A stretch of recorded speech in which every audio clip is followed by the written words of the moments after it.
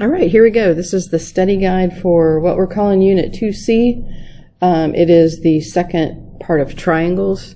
It's labeled 2A, but it's really our third thing in Unit 2. All right, so here we go. Write a congruency statement for these two triangles. So I want to think about kind of rotating this the PQR triangle to where the right angle is, in the same spot as the other, just so I can visually see this. So if I start with A and go to B and then go to C, then that would mean I start with P and go to Q and then go to R. So we're going like that. So I would say triangle ABC is congruent to triangle PQR. Okay, so you're just matching up. Really all you have to go on there is that right angle, but you can do it by starting that way. All right, next. What is the missing piece of information that proves these triangles congruent by side, angle, side?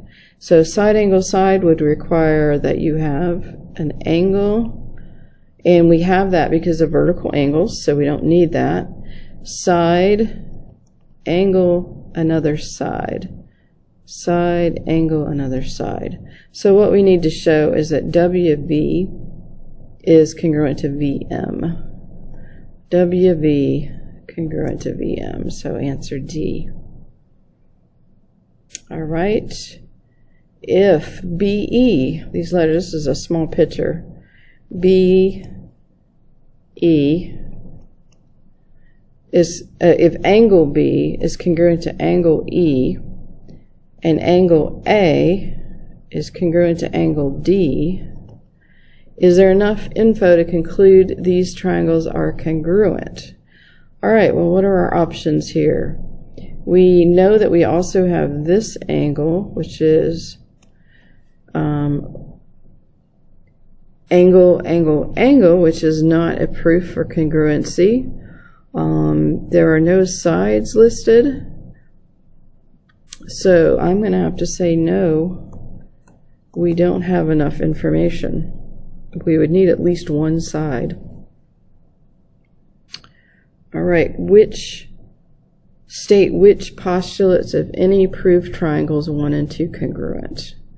All right, so in this one, I know I have a congruent side here. I have a right angle. So I could do angle, side, angle for this one. What else could I do? I don't see anything else. We don't have a hypotenuse.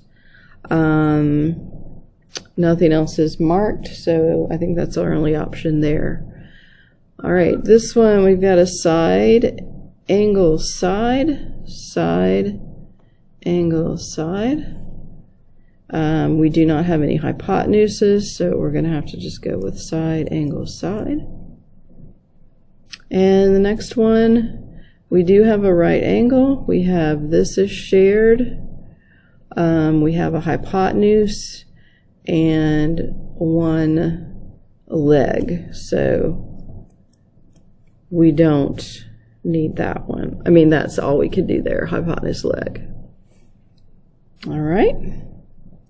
Number 5, given that FH, so this line is congruent to GI, what does that mean? What does that tell us? If FI is congruent to GI, not congruent, perpendicular, well, that tells us that this is forming a right angle. Okay, so these are right angles. Is there enough info to conclude the triangles are congruent by side, angle, side? All right, well, let's look. Well, we have a shared side here, so that's congruent. And we have a right angle, and we have another side. So yes, side, angle, side. So that is a yes. All right. For each pair of triangles, add one piece of information that makes them congruent. Then state what postulate you are using to prove it. Don't use the same one twice. All right, so we've got something missing. We're going to add in something. So what do we know here? We've got all these angles congruent. We know that this side is congruent. So add one piece of information. Well, that gives us angle, side, angle. And that is adding in that DF is congruent to DF. And that is your reflexive property. And we would be using angle, side, angle. All right, on this one, we have obviously a hypotenuse and a right angle. We have one leg, we don't have the hypotenuse. So I would say if we add in this, we could add in this hypotenuse if we wanted to, and that would give us, so we're saying that UT is congruent to FG. All right, and that gives us hypotenuse leg. There's another option you could have done. Let's get another color here. You could have looked at that and said, let's add this side.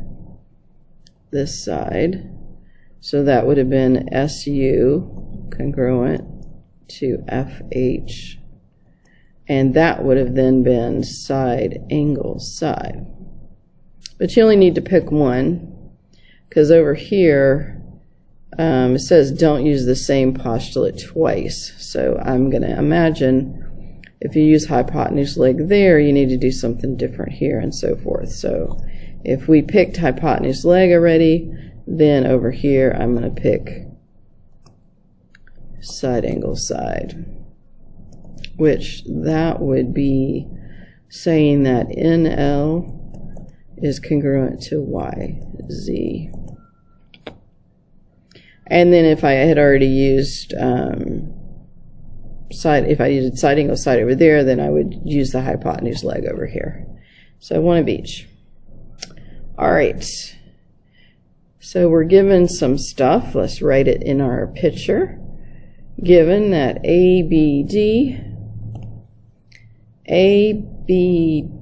angle ABD, so that's this angle, is congruent to angle CBD, which is this angle, and AB and BC are both equal 11, so that is true, which makes them congruent. Is there enough info to prove they are congruent?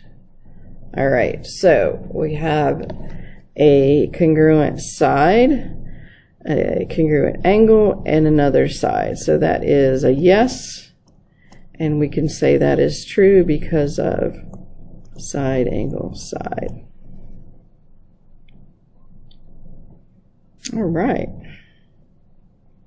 An architect used window design in the diagram when we're modeling an art studio. AB and CB each measure 9 feet. So we know they're congruent, and we could keep track of the fact that they are 9 feet. Not sure if we'll need it. All right, if angle BCD is congruent to BAD, is there enough information to prove the triangles are congruent, and which postulate? So again, what else do we know? We know that these are congruent. So what do we have? Side angle it's not side angle side, because we have to skip a side there to make that happen. Angle, let's see. Yeah, I don't think this is going to work, because we'll just go through them real quick to make sure. So side, angle, side, let's see, we did that one. Side, side, side, obviously no. Angle, side angle. Nope. And angle, angle, side. Nope. And hypotenuse, leg. No. This is actually the one that we don't do. So this is a no.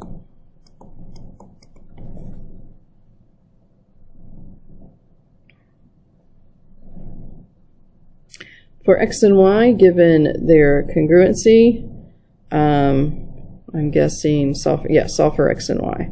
So we had something similar to this already on something that we did.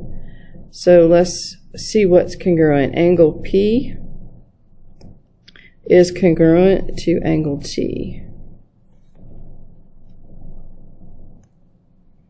And angle Q is congruent to angle S. Looks like we're going to need to find out about this side. So SR is congruent to QR. All right. So we are asked to find x and y. So we can set up 5x plus 6 equals 51. Those are congruent. Solve that. 5x equals subtract 6 from both sides. So that's going to be 45. Divide by 5. X equals 9 times 5 is 45. All right, and then for y, 5y minus 15 equals 75. Solve that, add 15 to both sides. 5y equals 90. So divide by 5. Y equals 1, 8 times 5 is 40, 18. Okay. And that means we are done. This is a shorter study guide, a shorter test, so that's looking good. And I hope you guys just see me if you have any questions. I'll talk to you later. Bye.